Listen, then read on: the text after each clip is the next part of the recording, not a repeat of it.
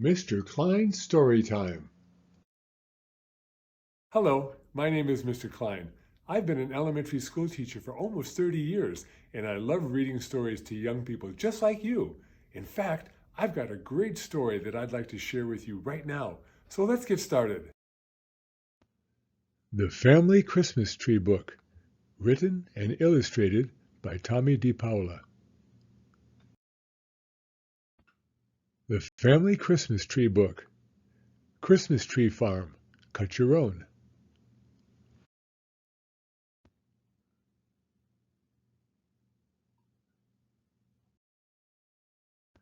The Family Christmas Tree Book. Hey, Mom and Dad, how did Christmas trees get started? Yeah, who invented the first one? Well, no one's exactly sure who invented the first one, but decorated trees and branches at Christmas time have been around for a long, long time. In the Middle Ages, December 24th was called Adam and Eve's Day. On that day, a play was put on in front of the churches. Evergreen branches with apples on them were part of that play. They represented the tree of paradise.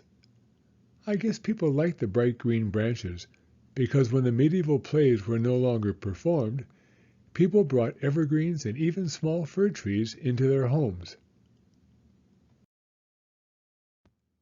Especially in Germany, they put not only apples on the trees, but also paper roses and flat wafers.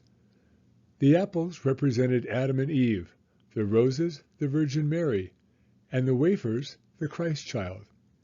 These trees were called Christbaum. Dad and I just read that in Germany they had other Christmas things too. One was called a pyramid. It was made out of wood and was decorated with branches and candles. The other was called a lightstock, and it was a flat triangle-shaped rack just for candles. Right. Lots of people had either a pyramid or a lightstock or a Christbaum standing side by side in the same room. Finally, the candles were moved from the pyramid to the tree. Of course, the old-time trees were small and were put on tables. It wasn't until the Christmas tree came to America that it reached from floor to the ceiling. When did Christmas trees come to America? Well, the first trees known about were decorated in 1747 by a group of people from Germany called Moravians. They lived in Bethlehem, Pennsylvania. Little by little, as more German people moved to America, there were more Christmas trees. Other people borrowed the custom, and by the 1800s, many magazines had articles about them. Famous people had Christmas trees too. In England, Queen Victoria's German husband, Prince Albert, helped to make them popular. He gave decorated trees to schools and army barracks. And at the palace, there was a separate tree for each of the young princes and the princesses. President Teddy Roosevelt decided not to have a Christmas tree one year because he was worried that too many trees were being cut down. His son Archie was so disappointed that he decorated his own tree and hid it in a closet. Of course, Christmas trees aren't cut down from forests anymore.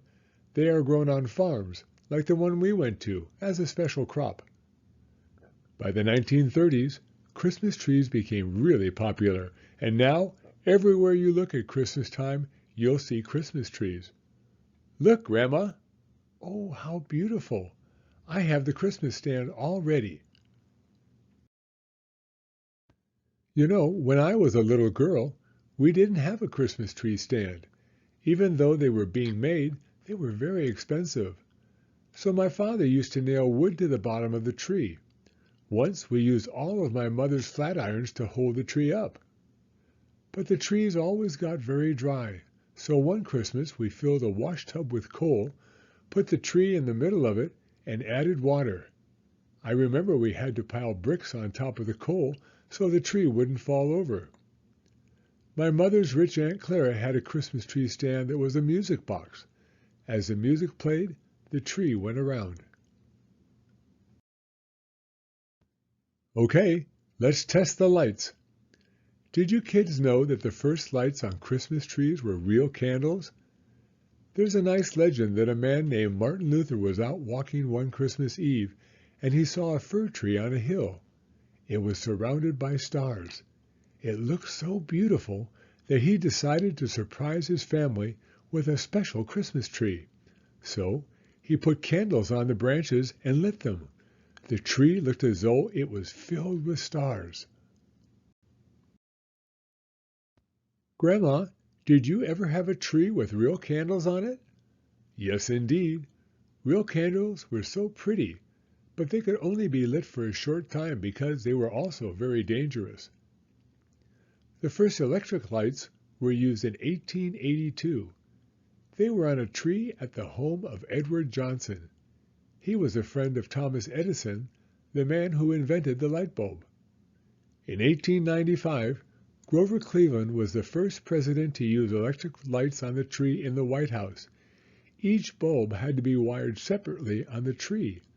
Strings of lights weren't invented until 1907.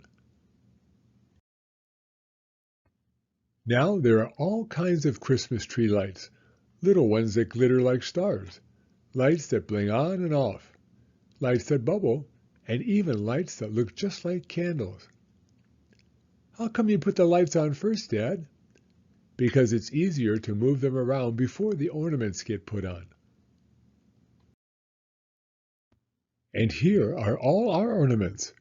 Mom, our teacher told us that once people had to make all their own ornaments. They wrapped nuts in pretty paper, used ribbons, cookies, and all kinds of stuff. We make some of our own ornaments. Yes, and we even have some old ornaments that belong to your great-grandparents. There are tin ones, cotton ones, wax ones, spun glass, and paper ones. And these beautiful glass ones. Did any of you know that almost all glass ornaments used to come from one village in Germany called Lauschka? They were all made by hand. American businessmen, including Mr. Woolworth, began importing them, and by 1930, 95% of all glass ornaments hanging on American Christmas trees came from this village. It wasn't until 1939 that glass ornaments were made in America. Could someone hand me the star? Why do we put a star on top of the tree, Grandma? Our family uses a star to remind us of the Star of Bethlehem. There are so many different ways to decorate a Christmas tree. The main thing is that every family's Christmas tree is very special to that family. Ready?